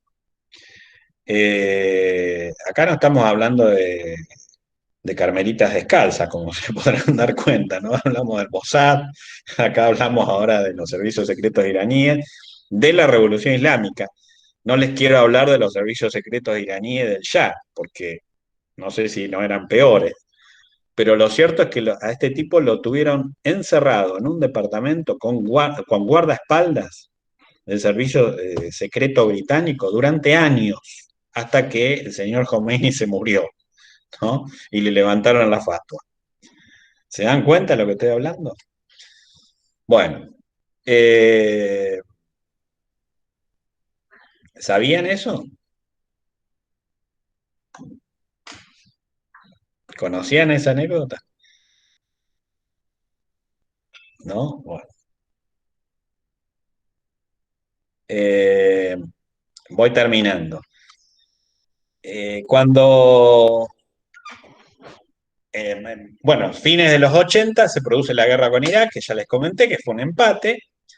Lo gracioso de esta guerra con Irak fue que Irán, que había humillado a Estados Unidos y se había convertido en un enemigo para Estados Unidos, y también Irán, eh, para Irán, Estados Unidos era su enemigo, se produce el famoso Iran Gate, por el cual Ronald Reagan financia a la contraguerrilla nicaragüense con dinero de Irán, a la que le vende armas para su guerra con Irak. Fíjense el entramado, ¿no? Tremendamente complejo. Ustedes dirán, pero ¿cómo? ¿No nos había dicho que Irán era enemigo de Estados Unidos y Estados Unidos? No, bueno, pero en algún momento Ronald Reagan, para apoyar a la contra sandinista, encuentra financiamiento vía Irán y a su vez le vende armas a Irán en su guerra contra Irak. Y esto es lo que hace que a su vez Irán apoye a la milicia Hezbollah en el Líbano, ¿no? O sea, Irán se entromete en la problemática del Líbano. Mientras tanto, Irán va a seguir con sus gobiernos, se va a morir el Ayatollah Khomeini, y en esta suerte de gobierno compartido por clérigos por un lado, los ayatollah, y los políticos por el otro, Rajanzani y Hatami van a ser los presidentes en los años 90. Uno de esos dos presidentes, Rajanzani, va a estar involucrado en los famosos atentados de Argentina, ¿no? Los dos atentados, el atentado contra la Embajada de Israel y el atentado contra la AMIA. Aparentemente estaría involucrado ahí Hezbollah, aparentemente, porque no hay pruebas certeras, no se sabe aún, ustedes saben todas las causanillas, pero se dice que Irán, a través de Hezbollah, participa y este presidente, Rajansani, es uno de los involucrados, además de su ministro de Defensa, Ali Belgayati. Y voy terminando, ya lo cierto es que Irán en los años 90, sobre fines de los años 90, ya empieza a ser catalogado como parte del llamado Eje del Mal, junto con Corea del Norte y otros países. Eje del Mal, por cierto, para Estados Unidos. Irán, en su necesidad de romper con el aislamiento, pugna por tener su propio poder nuclear, sobre todo pensando en una futura rivalidad con Israel. Ahmadinejad llega a ser presidente en los años 2000, él niega el holocausto, eso detona nueva conflictividad contra Irán, hasta que Hassan Rouhani llega al poder en el 2013 y termina con la dominación de Ahmadinejad. Y ahí Irán encuentra por primera vez en su historia, desde el 79, una cierta ventana de oportunidad para hablar o negociar con Estados Unidos, con el presidente Obama. Obama llega a un acuerdo junto a la Unión Europea, a Rusia y a China para que Irán tenga un desarrollo pacífico de su energía nuclear. Se alcanza el acuerdo nuclear del 2015 Y se llega al final de esta historia, al final de la filmina y al final de la clase, eh, con la ruptura por parte de Donald Trump del acuerdo este nuclear. Y este año, la gran novedad es que Irán fue uno de los países más castigados por la pandemia, porque aparentemente hubo una delegación china que viajó a Irán, había un contacto muy fluido con China, y además los iraníes rezan todos juntos, acuérdense. Ustedes se acuerdan que en la religión musulmana hay 4 o 5 ceremonias en el día de rezo, y ellos rezan todos juntos, y entonces aparentemente el virus se expandió muy rápidamente en Irán, producto de ese tipo de costumbres, de ese tipo de costumbre y del contacto con los chinos. Había aviones, había líneas aéreas que realizaban viajes entre China e Irán, entonces esto determinó los indicadores muy malos que tuvo Irán al principio por la pandemia.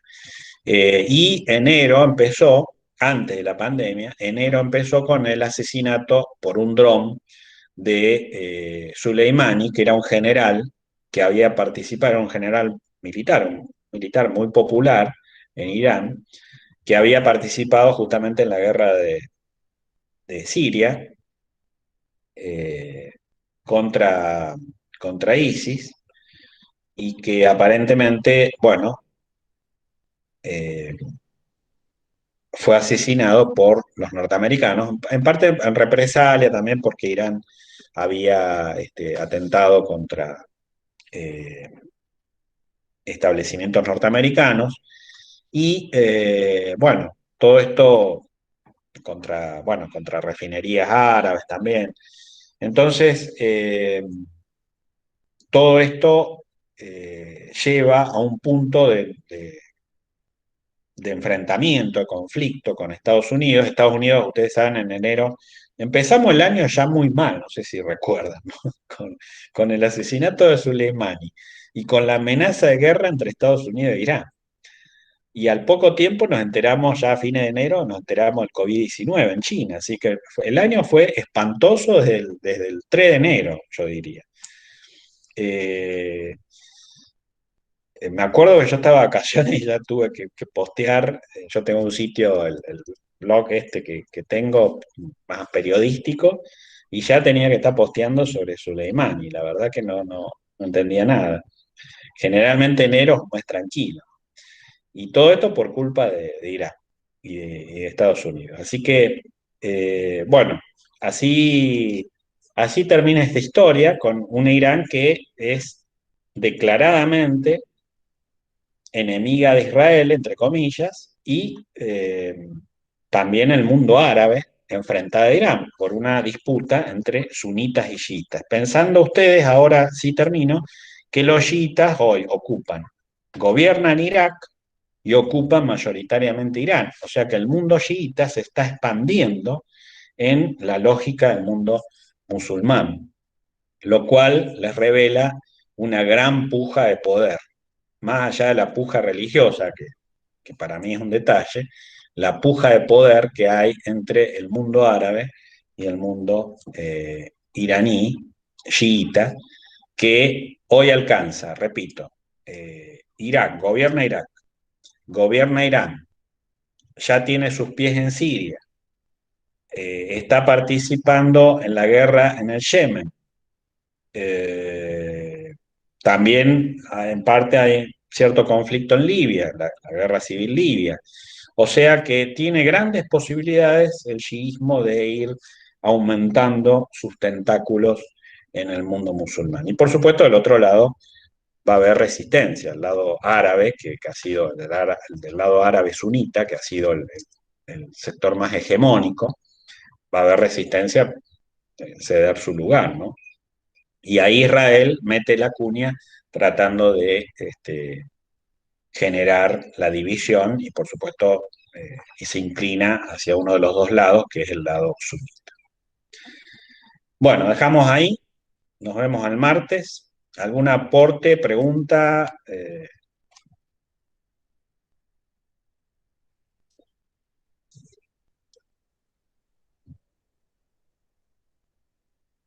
Perdonen que es tremendamente complejo toda la realidad de estos países, pero bueno, espero haber sido más o menos didáctico.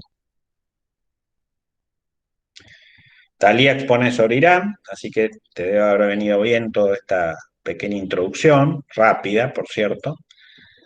Eh, y bueno, yo aclaro, no estoy a favor de ninguno, así que, pero he tratado de ser lo más ecuánime posible, porque por supuesto hay gente que demoniza a Irán, hay gente que justifica a Israel, o al revés, gente que demoniza a Israel, gente que este, demoniza a Irán. Así que bueno.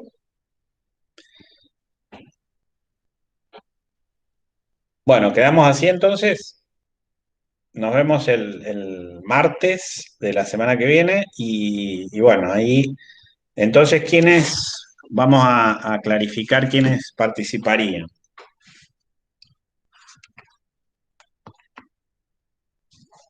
Eh, Talía el martes. ¿Alguno más el martes? Sí, profe, yo seguramente. Camila. ¿Quién? ¿No te vi, Dolores? Sí, yo escribí en el chat, pero quien habló fue Camila. Ah, bueno.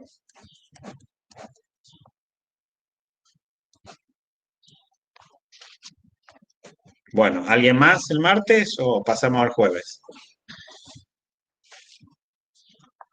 Ya con dos estamos bien. Ah, porque yo el martes tengo una clase a las 17:30. Viene bien que sean dos nada más y que no sean más de dos. Porque 17:30 justamente tengo que estar hablando de estos temas vinculado con, o mejor dicho, de Rusia vinculado con toda esta región. Así que vamos a cortar 17:20 por ahí. ¿Estamos? Los Profe, demás entonces pasarán al jueves o... Sí. entonces, si solamente exponen dos, que vaya Camila, que ella habló antes que yo.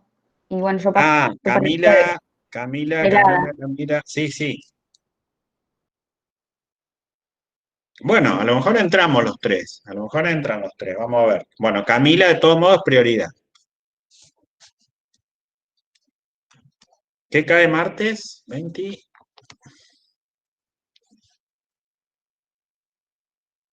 27. 27.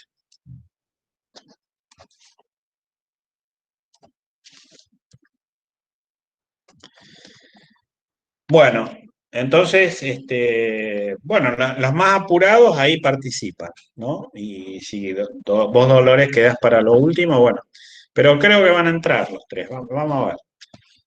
Si entramos temprano al Zoom, si no, el que queda afuera, bueno, pasa el jueves, no hay problema. Bueno, nos vemos, vos y Ivana el jueves, me decís. Ok. Con Irak también, espero que te Chao, nos haya vemos. venido bien. Bueno, Bueno, nos listo. vemos. Chao, profe, gracias. Chao. Chao, nos vemos.